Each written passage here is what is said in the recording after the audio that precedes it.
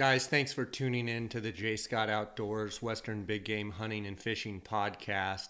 Today's episode is going to be one that I've gotten a lot of requests for. I have a lot of listeners in the northwest part of the state, northwest part of the country, and they asked me for some Blacktail episodes. And so Michael Park is someone that you guys are probably familiar with harvesting many bull elk with his bow, but he's also every bit as passionate about blacktails. And I think he is a great place to start when doing a blacktail episode. And so I hope you enjoy getting to hear about blacktail hunting in the rut. And, you know, as a coos deer hunter, it's something that I can relate to. Mule deer and our typical, Midwestern whitetail deer for this country typically get the most airtime. But there's certainly guys that love blacktail hunting, guys that love coos deer hunting, and each animal has its own independent ways that that people like to hunt them, and their own tactics, and the animal have different behavior, but there's also a lot of similarity. So it's going to be a great episode with Michael Park. I want to thank you guys, the listeners, for all your support. And every day that goes by, I get questions and comments and great emails from people that are listening and have questions or giving me some positive comments. If you'd like to send me a comment, you can email me at jscottoutdoors@gmail.com. And I want to thank all you guys for listening and all your support. I want to thank my sponsors, GoHunt.com Insider and DeadeyeOutfitters.com. These two companies have stepped up and made this podcast. Without them, this podcast wouldn't be able to be aired, and I just want to thank them for their support. GoHunt.com Insider, if you haven't signed up, they just launched their new filtering 2.0. Which has got unbelievable harvest statistics data, and soon to come are the draw odds data for all the western states, and that's going to be pivotal with the upcoming application season coming. So go check them out. Use the JScott promo code. Click on the blue Join Now button. Use the JScott promo code when you sign up, and they'll automatically send you a $50 KUIU gift card. And I want to thank GoHunt.com for their sponsorship. Also want to thank DeadeyeOutfitters.com. They make hunting t-shirts, hats, and hoodies. There's been a great response from the J. Scott Outdoors listeners. I get emails about the great products at Deadeye Outfitters. Use the J. Scott promo code when checking out, and you get a 10% discount on all merchandise. Guys, thanks so much for your support. Thanks for the positive comments on iTunes and all the great ratings. And the best thing you can do for me is tell your friends about this podcast if you haven't already. And I just thank you for your support. And let's get right to the episode here with Michael Park. Welcome to the J. Scott Outdoors podcast. Today we have Michael Park.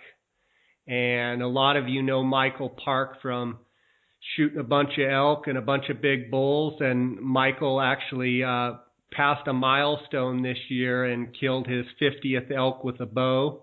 And you had a goal to kill 50 by 50, and you made that goal. Today we're going to talk about blacktail. But Michael, how you doing? Pretty good, Jay. How you doing, buddy? Good. I was excited this September when I got your text and saw that you had killed your 50th elk with a bow. And I know we had done a podcast episode a couple months ago, and before elk season, and you've made it clear for a long time to me that was a goal of yours. Tell me about getting that 50th bull and the elation that you felt achieving your goal. It was incredible. I mean, it's just kind of a stupid goal. The back of my 30s, I thought, you know what? I could probably kill 50 of these things before I turn 50. So I got after it pretty good. And I've actually slacked off the last 3 years. But this year I had 2 tags and went down to Nevada and killed a bull there.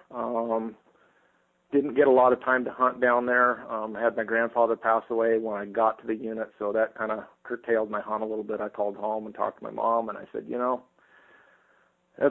I'll be home in a day or two, Mom. And to me it was, is it worth 25 or 30 inches more antler? No. So I found a bull, I killed him, and I got home.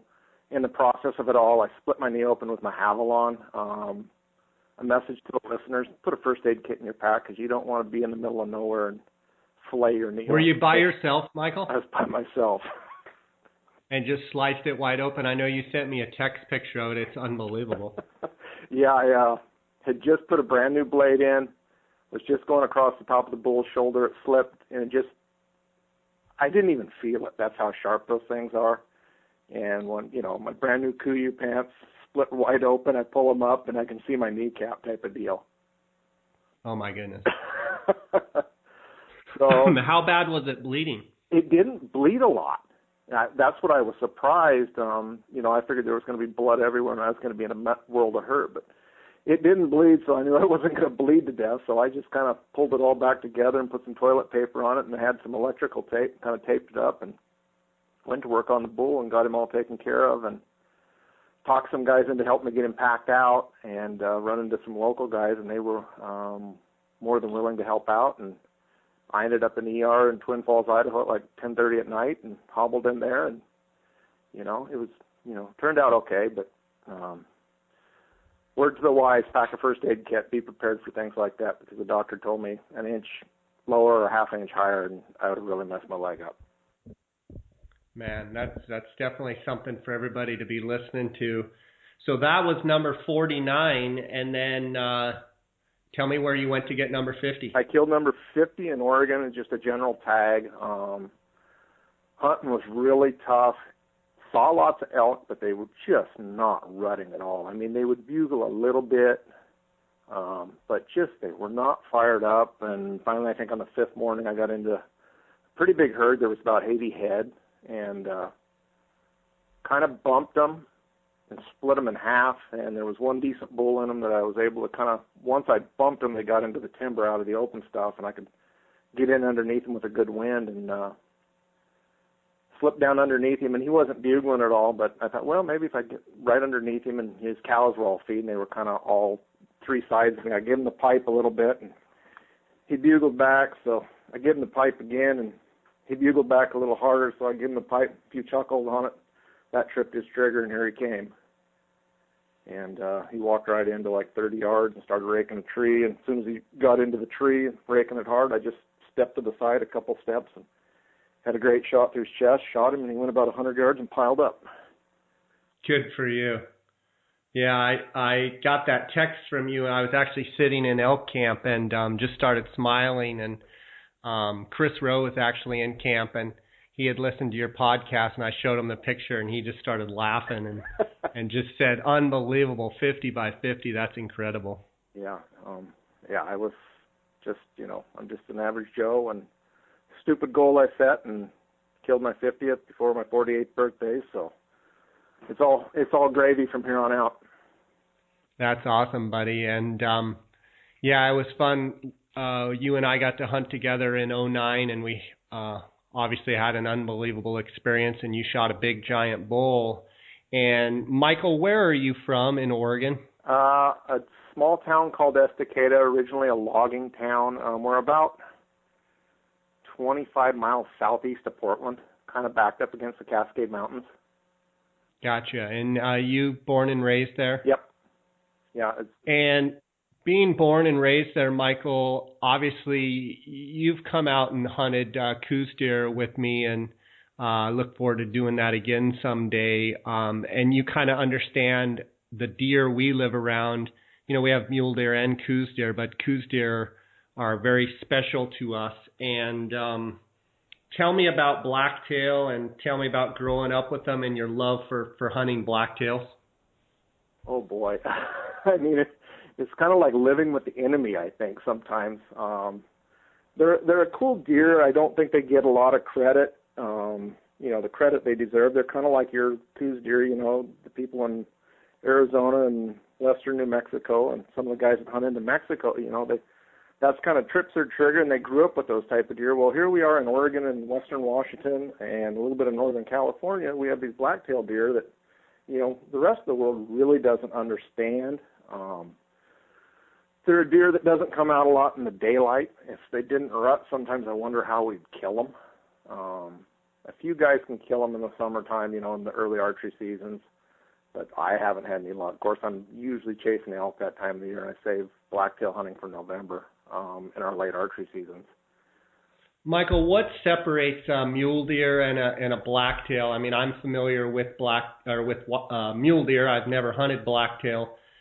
They have a lot of similarities. Tell me maybe some of the differences and some of the similarities. I'd say some of the differences: body size, antler size. I think what is a Boone and Crockett on a mule deer is 190. Well, the Boone and Crockett minimum score on a blacktail is 135 to give you a little bit of perspective on them. So that they don't grow a real big set of horns.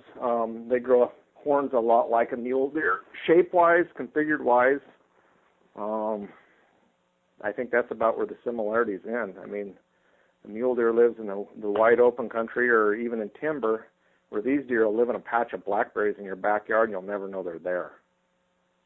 So they have a real tight range. Yeah, they don't move do. A whole lot. We killed, I want to say in '08, we killed a couple bucks, me and a buddy, that my brother had trail cammed them all summer. And, they were using the water guzzler and had great pictures of them all summer. And we killed them both the same day on the 4th of December in our late archery hunt in 2 feet of snow within 400 yards of the guzzler. Wow. That's unreal. And so blacktail, the best time to hunt them, would you say, is during the rut, or is that the funnest? Is it the most efficient time or the funnest time? Yeah, it's the most efficient time. I mean, it's like anything we hunt. If we can hunt them when the boys are chasing the girls, they throw a little bit of caution to the wind and tend to move a lot more in the daylight, the bucks do. And it's just a little easier hunting. With the thick brush we're hunting in, you kind of need the movement a little bit more. It's not, you can kind of throw glassing out in this whole deal. I know there's some places and some guys that are going to probably tell me, oh, no, you can glass here, you can glass there. But most of the stuff I hunt, my glasses are around my neck, but if I can see 100 yards, I can see a long ways. Interesting. And how many blacktail have you shot over your life, would you speculate? Good question. I don't have a clue. Is it 20, 30, or is it? Yeah, somewhere 50? in that neighborhood, probably. Yeah. Something like that. And in Oregon, are the tags fairly liberal? I mean, can you get a tag every year or multiple tags, or how does it work? The blacktail tags in Western Oregon, you can just go to the store and buy one. You've got to buy it the day before the hunting season starts, but you can buy either an archery tag or a rifle tag. And with that, if you buy an archery tag, you get most of the month of September to hunt, and then you take a break. The gun season is usually the first Saturday in October to the first Saturday in November, which that can be a real good time frame, those last few days of the gun season. I mean, I would trade, if I was a gun hunter, I'd trade the first 25 days of gun season for the last 5 days of gun season, because you're just approaching the rut and it's that much better. And then again, you can archery hunt usually from about the 20th of November. It varies by unit to about the middle of December.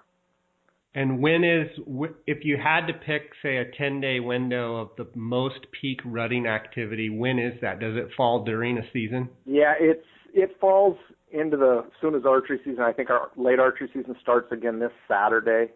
And I would say it's peak rut right now for the next 10 days. So from the 10th of November to the 25th is the best 2 weeks? Yeah, that's probably the real meat of it. And there's always a few early and there's always a few late. I mean, I do like to hunt them the first week of December real well, too, because you kind of come out of a bunch of people that are all excited to hunt right out of the gate in this late archery hunt. And they get all excited, and there's a whole bunch of pressure, and the deer go back to kind of nocturnal, and they get smart that they're getting hunted again. And people start having bad experiences and not seeing much, and they leave the woods again. And I, really like the first week of December, too. Tell me about the difference in private and hunting private ground and public ground. And obviously you've done both, and maybe a little bit which one you prefer and why. I really don't care because I'm willing to go into the public ground and hunt places guys won't walk to. I've been doing it so long that I have places on public ground that are really good that I've figured out year after year after year of hunting them. And, my grandfather on my mom's side teaching me some of these things. That being said, I do hunt some private ground also. I mean, just because you have private ground doesn't mean it's going to be any easier. I mean, they're really a nocturnal critter. They don't take much pressure and they'll move on, or they will just not move in the daylight, period. What do you look for if you were trying to educate someone that doesn't know anything about blacktails like myself, and I was coming to look for a blacktail and trying to hunt? I mean, what are some of the things that you would say, this is what you want to look for for a blacktail buck spot? These late seasons, I would say south-facing slopes, west-facing slopes. Also, I'll burn, if I'm in the forest, I'll burn a lot of gas. If I'm just scouting, just driving road systems and looking for rubs. These deer really like to come out and walk roadways and rub on alder brush and willow brush along the roads. And if they're rubbing on brush, they live there somewhere fairly close. I mean, that's a really good, fast way.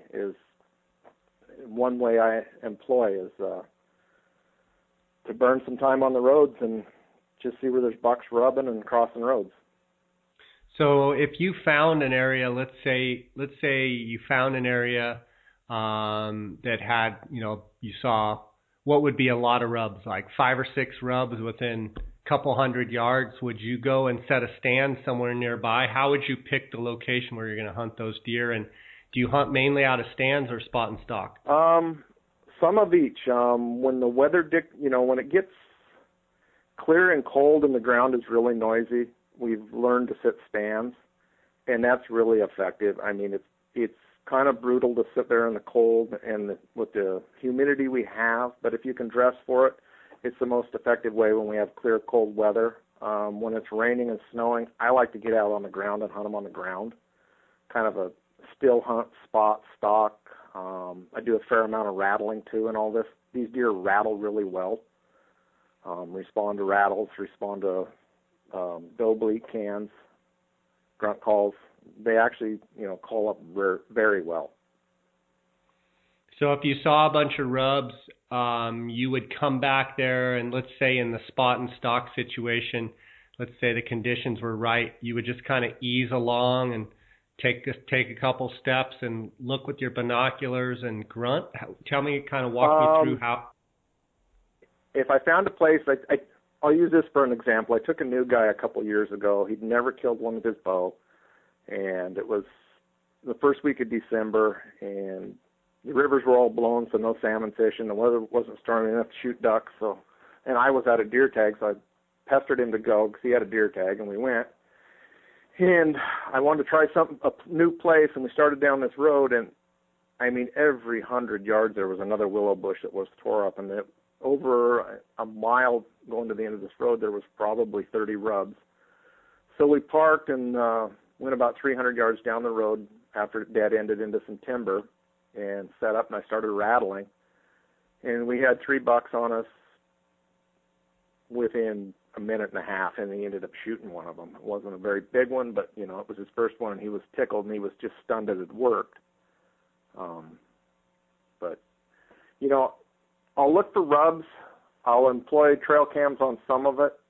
Try and look for the trails they're using on coming to and from these rubs, and maybe back up them off the roads and set up a tree stand. Or if it's open enough country timber that I can hunt in, I'll still hunt in it too if it's raining and snowing. How are these deer, as far as I know, like the Midwest whitetail, are real jumpy? They like to jump those strings and are real wary on the shot. How do these deer react? Some of them come totally uncorked when you shoot at them. They're gone by the time the arrow gets there. And some of them just stand there and take it. It just varies deer by deer. So you don't if you're up in a tree stand, you don't necessarily aim low? No, I don't. I kind of aim the same on all of them, whether I'm in a tree stand or on the ground, or whether I think he's jumpy or not. I'll, a third of the way up and right on the leg line. And how do you think these deer, when so you're going to hunt a lot of scrapes and rub lines.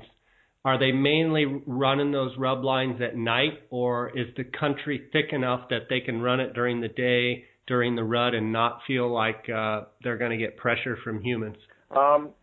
They'll do both. I think they do a fair amount of it even during the day on these roads, because a lot of this stuff, they can just step off the road 10 feet, and you could drive by them and you wouldn't even know they were there.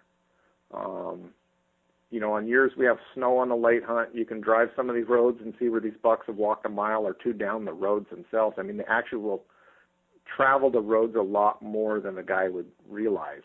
And that's always been evident when we've had a year where we've had snow to hunt, and that you can see where these bucks will get out on the roads and they'll go. I've seen them go 2.5 miles down the road, and I don't know whether they're looking for a hot doe or does crossing the road or what they're looking for, but they'll get out on the roads and just walk. So interesting. It's one of those things you wonder if they're just changing country, going to new country, or if they're just trying to get in an open area and catch any doe that they can walking across the road. Yeah, I kind of think maybe they're just, covering country as fast and easy as they can cover it to find their next girlfriend. Michael, let's take a quick break here and hear from our sponsors, and then we'll get right back into the blacktails. Guys, as you know, GoHunt.com Insider is the title sponsor of this podcast. I wanted to tell you what a few other hunters say about the Go Hunt Insider. Randy Newberg, host of Loophole Fresh Tracks TV show, says, "I take my elk hunting seriously. There is no such thing as too much information. There's plenty of old information. Go Hunt Insider gives me a fresh look at information with hard data and lots of it." Jason Hairston, the founder of Kuiu, says GoHunt.com's goal is to help hunters spend less time researching and more time in the field. Mission accomplished. Brett Ross, the Colorado hunter that killed the 300-inch deer, "It's the best $149 I've ever spent." Guys, go to GoHunt.com/insider, click the blue Join Now button, and use the promo code JScott at checkout, and they will send you a $50 Kuiu gift certificate. They will actually email you an electronic gift certificate by joining Insider now. I want to thank GoHunt.com Insider for being the title sponsor of this podcast. All right, Michael, what is it about blacktails that just gets you going? I mean, what is it? Is it the challenge? Is it the fact that, all your buddies hunt them? What is it? What's the one thing that gets you going? This is going to be funny too. To hunt and hunt and hunt and beat your head against the wall, not seeing anything, not seeing any mature ones or, that, and then to, be going along and there is the white nose. The one telltale fact of a mature deer is they have a real white nose, white face, and it just, to look down and see that white face, when you see that, you're probably going to end up shooting this deer. And, some days you get to see it once or twice. Sometimes you don't see it for a week, but when you see that white face, it's just like, wow, there he is. That's awesome. The ghost in the rainforest. You just harvested a buck, really nice buck. Is that one of the bigger bucks you've taken? Yeah, he's getting up there. I've killed 3 or 4 that are a fair chunk bigger than him. But, he's a nice buck. I haven't put a tape on him. I'm guessing he's 118, 119, 117, something like that, which is a good deer. It's a real good deer. What's your best buck you've shot? I killed one, it's been quite a while ago, he made, when he was dry, he made Boone and Crockett by 3/8, so he was 135 3/8 net. Wow. And do you primarily hunt these with a bow or also with a rifle? Primarily with a bow. And is that just because of the timing of the season or just because you're a bow hunter? I'm a bow hunter. And our buddy Casey Brooks, a mutual friend, he would say he wouldn't shoot anything with the rifle. He doesn't want to shoot it with the rifle. Are there times when you just say, screw it, I'm going to take the rifle out and get this done, or do you primarily just stick with the bow? I primarily stick with my bow. I mean, I've gotten to the point that that's how I like to do it, is to archery hunt. And sometimes it'd be easier with a rifle, but I enjoy the bow hunting so much that, I've gotten to a point in my life that I don't have to kill one. It's not that important. And also the bow probably gives me a little better shot at the rut too. So some of it is that. It's just it's a better time to hunt the animal. When the rut hits, are you out there every single day? No, I got to pay the bills too. I wish there's days that that I'm stuck at work that I'd love to be hunting, but I try and weasel away enough time that I can be fairly successful at it. I know that you're an aggressive elk hunter. You're what I would consider an aggressive elk hunter. How does that correspond with blacktail hunting? And do you consider yourself an aggressive blacktail hunter? You can only be so aggressive with them without blowing them out of the country. And unlike elk, they're not running around bugling their heads off, so I can cover a lot of ground. You could go around them. You could go another 20 yards that you can't see, and there he is. So you can't be super aggressive. It's just a more slow it down, take your time, pick it apart. Kind of like the same thing with your guys' coos deer hunting. You got to slow down, take your time, look. Use your eyeballs, trust your eyeballs type of a deal. Even if it isn't long-range glassing, it's amazing what you can find even when you're still hunting using your glass inside of 100 yards. And if you see them first, it's a lot better deal. And if you see them first, are you going to then try and make a calling strategy to them, or are you going to try and slip up there on them? Usually, if I see them first, I'm just going to try and sneak on them and kill them that way. My calling is usually done, blind sets either on the ground or out of a tree, that way. But if I see them first, it's going to become more of a spot and stalk type of a game. What do you think the biggest problem people, I'm sure people that hunt blacktails over and over and over and they're just not successful. What do you think the biggest problem or biggest mistake that they make is? Hunting too fast, going too fast. It's really a game of slowing down. And when you think you're going slow enough, try and slow it down again another 100%. That's very interesting. And what kind of clothing, with you guys have rain pretty much all the time. Yeah, we hunt in the rain, a good portion of the season, or the snow. And if I could ever find a rain gear that really worked, I'd be happy. You mean from a keeping you dry standpoint, or keeping you dry and being able to be quiet? Keeping dry and being able to keep quiet, and ripping it up in the blackberries and stuff. It's not uncommon to go through a set of rain gear a year. So the problem you have is the stuff is incredibly durable, obviously is going to be loud and is going to not breathe, and you're going to sweat like crazy in. Right. And then you go with the super lightweight stuff, you run into the fact that it tears on every blackberry bush. Exactly. And then, if you're hunting on the ground and still hunting, it's just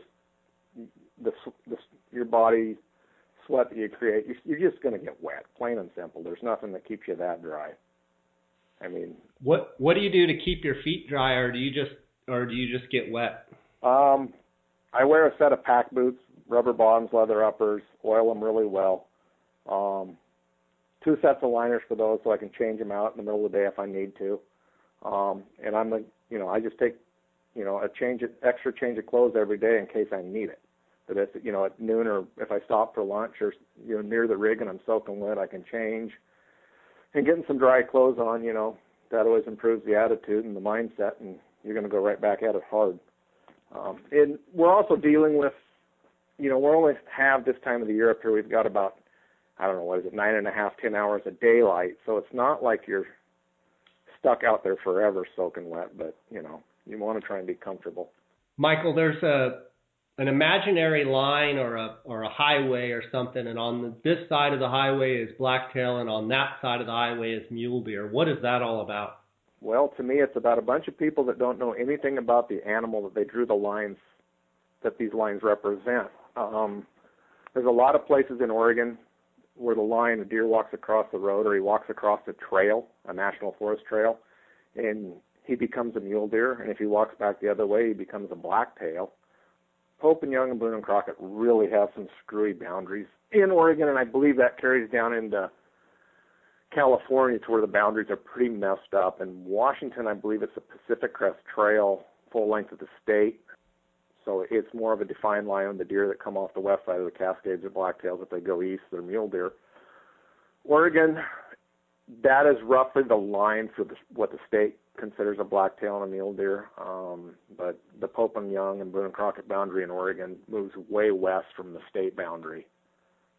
And like I say, some of these deer, I mean, they can walk across the Tulane County road and they become a mule deer or they become a blacktail. And I know I haven't looked at, I believe it's Pope and Young has done, and maybe Boone and Crockett has done some testing and some DNA testing on some of these deer, and they've found deer with mule deer DNA 20 miles west of their imaginary line, and they've found deer 10 miles east of their imaginary line that are 100% blacktails. So go figure on that one. In your mind, when you see a deer, can you say blacktail, mule deer? I mean, you can, hunting them enough as you have, can you definitely say there's a fully distinct difference? Yeah, the body structure is different. Their heads are smaller on a blacktail. They're just not as big a deer. They're a little bit different colored. Their antlers just, totally different. And, of course, the tail's a little bit different on them. But for the most part, yeah. And on the boundary lines in the summer that the state has, they have it pretty much right on. The deer that go off the west side of or the east side of the Cascades, are mule deer, and the deer that come off the west side are pretty much all blacktails. I don't know. I believe now you can, with some of this, you can challenge the boundaries with a DNA test. I believe you have to pay for it, and you can send it in with your score sheet and a DNA sample, and if it comes back as a blacktail and you've actually killed it on the other side of the line where it would be considered a mule deer, and it comes back pure blacktail, I believe they will accept it for entry into Boone and Crockett, Pope and Young. Interesting. Have you hunted Oregon, Washington, and California, or just Oregon for blacktails? Just Oregon, from one end of the state to the other. Quite a bit of the state, and no, I've never hunted them in Washington, never hunted them in California. From growing up hunting them as a kid to hunting them now, how would you say you've improved your hunting, and what do you do differently than you did when you were not as experienced? Slow down, go slower, patience. So you've hammered on that a lot, in the fact that you got to really go slow, and you got to really make yourself look at every little thing and just slow down. Sounds like it's a huge tip there for people listening. Yeah, to me, I mean, if you see them, you can make a play on them. If they see you first, you're usually screwed. So you're not hunting real high densities of deer per se ever. I don't know what the amount of deer per square mile, but it's just a good day is you see a half dozen deer, you've had a good day. So it's not like you're looking at a lot of deer or turning a lot of deer over. So. What's the rules in the different states about baiting? Can you bait these deer? Do people bait these deer, and how successful is it, or is it not allowed? I believe in California it's illegal to bait them. Oregon it is legal to bait them. Washington it is legal to bait them. And being as thick as it is, I would assume that a lot of people bait these deer because they're so few and far between as it is. Yeah, it's fairly popular. I do some of it, more so in the low country on the private ground where you kind of have control of it and people aren't screwing with your stuff. You get too far up into the hills and you do any type of baiting program and you just end up with bears on your bait, which you can't do anything with them. It's illegal to bait bears here, so I don't even mess. When I go into the mountains, I don't even mess with bait. I only mess with bait in the low country, in the farm country. Gotcha. And if you were to use not bait, the cure-all either. So it's kind of like people that think that bait fishing, all you got to do is use bait and you'll catch fish. That's not exactly. It's not the case. I mean, the deer around Bait are pretty cagey, and for the most part, they're living in backyards and residential areas, and that it's crazy. They're just really, really sharp. You'd think you can see them in the yard that, they're docile and dumb, and you can bait them 300 yards from your front door, and boy, they get smart fast. Yeah, I'm sure. How aggressive will these bucks chase does and chase off other bucks? Are they very, very territorial? Yes. I mean, they'll, great fights. I've never seen them fight, but you find some of the spots they fight in the woods, and it looks like a bomb has went off. And between deer hair, if there's snow on the ground, deer hair and the blood that's there, have killed them with broken points and stuff like that. But a lot of times, you'll get lucky maybe once a season and get onto a hot doe that's got 4 or 5 bucks on her, kind of buzzing around her, and one buck trying to fend all the little bucks off is usually what it is. And that's pretty magical when you get to see that. But yeah, they're very aggressive. And can you hear bucks grunting from a long ways off in your tree stand? I've only heard like 2 of them in my life, but the problem with me is I've abused my ears when I was younger with, around farm equipment and loud motors and boat motors and stuff. Hey, wait, let's be honest here, and loud heavy metal music. Exactly. If it's I know too loud, well you're too old. You can say farming equipment, but the real truth is yes, farming equipment, but playing the radio too loud too. Yeah, a few concerts too many, but I can't hear them well. They don't, and from what I've heard of them, it's a very soft grunt. It's really, really a quiet. It's not like some of these whitetails I've seen on TV that it sounds like you're out by the neighbor's hog pen. Yeah. Yeah, it's I've seen some of that too, where it's just unbelievable, where those bucks are just, you could hear them from 200 yards away. Yeah, I want to say the first one I ever heard here, I was sitting in my tree stand, and he grunted from probably 40 yards out, and I thought it was a frog croaking. Wow. And and I think too, it's so thick. I think like your elk too that are bugling in the thick timber, I think the noise gets dampened so much it makes sense that you can't hear them as much as maybe you could in the open country. Exactly that. And I have also heard a couple of them snort wheeze, and just because I was in a stand and had them underneath me in the dark, and I was sitting there watching them in your Swarovskis and have them snort wheeze at 15 yards below you. It's kind of like, wow, I just heard that, and that's what these whitetail guys do on TV. It's like, hey, these deer do it too. Yeah, that's unbelievable. Off the subject, how's fishing season been this year? And pretty good fall Chinook season. Some really nice fish. Didn't make it to Alaska this summer, but I believe next summer I'll be back up there. Maybe for an extended version to make it for this summer. But no, it was a good fall. It's rare that you miss Alaska. I know. It's rare, but I had a lot of stuff going on in my life, and it was just time to buckle down and do that. And yeah. How is duck season and goose season? Is it honestly, I haven't had a chance to get out because of fishing and deer hunting and work. Yeah. I kind of wait to do that once deer season's over with. I forget who I was talking to, but they were telling me about the bait that you guys use for your salmon, and how guys have their own secret little recipes, and it's all, you can be right next to someone and a guy's just hammering them, and then another guy's not catching them at all, and it all comes down to the bait. Yeah, it can become a pretty big factor here.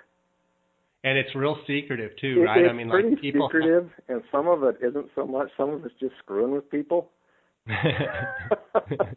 You can get inside people's heads really well in that whole bait fishery, and sometimes that's half the fun of it, just getting in somebody's head. Just because you're hammering them and they're not? Exactly. A lot of it comes down to presentation. Yeah. Did you see Parker's deer that he killed on the strip? Holy smokes, that thing looked like a dinosaur. It was. It was a really cool hunt, and Parker kept saying he passed a bunch of really nice deer, and he just kept saying, I just want a strip deer. And I kept asking him, what does that mean? What does that mean? And he said, just something big and gnarly. Big and gnarly. He got it. On the fourth morning, Dar calls me. He's like, we got a deer over here that's crazy looking. He said, I don't know that he'll score much, but he said he's a heck of a deer. And I got over there and could take a look at it. And it's one of those deers from the side, one of those bucks you look from the side, and he's kind of junky. He's basically a 3x3 mainframe with a bunch of extras and what have you. I think he's got dang near 50 inches of mass. Wow. And, he's 30.5 inches inside spread. He's 35.5 outside. And Dar was like, this isn't going to be a huge scoring deer, Parker, but and Parker kept going back to, it's definitely a strip buck, Dad. I want to shoot it. And 312 yards. He's just a chip right off the old block, and he shot him 4 out of 4 times, and just awesome buck. He's just gnarly and heavy. He's just got a couple cheaters and kickers. He's an awesome buck. Yeah, it's when you sent me the pictures, it was like my jaw just kind of opened up and thought, kid, you're lucky. Yeah. And I'm jealous. You're getting pretty close. You've got quite a few points for deer in Arizona as well. Yeah, I think I'm up to, for deer, 16 for deer and sheep. Yeah. Well, you're probably going to have to look at the archery hunt, because being a non-resident, you're going to have a tougher go, and maybe the archery hunt's the way to go. But you never know. They're talking about doing this change here where 5% of the tags go to non-residents with the most points in for that unit, and then 5% in a total random draw. And so I think being a non-resident and not having max points, obviously that's a great change for you, because it gives you a chance, whereas before, if you don't have max points for that unit, you don't even have a chance to draw. Yeah, coming from outside Arizona, and I can see it both sides. Some of these guys that are into some of these elk hunts a long ways, and all of a sudden this is maybe going to change in midstream. I can see them being bitter, but on the other hand, when you're not a whole bunch of points into some of this stuff, or a couple points behind max, it's kind of nice to know that the money you're spending, you have a chance instead of no chance. Yeah, I think that, I think we're going to see non-resident applications go way up, because I think there's been some people that don't have, a bunch of points, feel like they don't even have a chance. And, I honestly think the change is good. I think it gives more non-residents a chance. And, I think that, although there are people I know with a lot of points as non-residents, unfortunately, I think the best thing for non-residents is this change, for sure. Absolutely. It went from a bonus point system to basically a pseudo preference point system. So, yeah, it's kind of nice. And, as a non-resident, like I said, it's kind of nice to know that when I fork down the money for that hunting license and apply for an elk permit, I can go back to applying for premier units and have a chance. However slim it is, I still have a chance instead of no chance. Yeah. Are you going to go down to Mexico this year in January for deer, or not? They're trying to talk me into going the first 2 weeks. I've got hunters that want me to guide them, and an outfitter that wants me to go. But I'm also have something in the works as far as a job that if I can land this, and I think I'm going to land it, I probably won't go. It'll be a life changer. So. Good. That's awesome. And what are your elk plans now that you've reached the pinnacle? Do you feel like you're going to be as motivated and as aggressive, or are you going to take it a little slower approach and just kind of see how it goes, or are you going to still just pound it for elk? I'm going to back off it a little bit.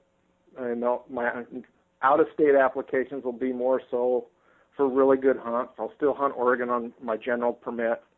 And probably try and do some hunts with friends that I've never got to hunt with. I've got a bunch of buddies that are, hey, when are we going to get a go? And guys I'd really like to go with. And so it'll allow me to do some of that. I think I'm sitting on 16 or 17 points for moose in Wyoming, and would like to kill a Shiros moose. And this will also free me up. I think I'll free myself up to start spending some time hunting mule deer in Nevada and some of these places on early hunts in August, because I've never been able to kill a decent mule deer. I'd like to try and get that monkey off my back.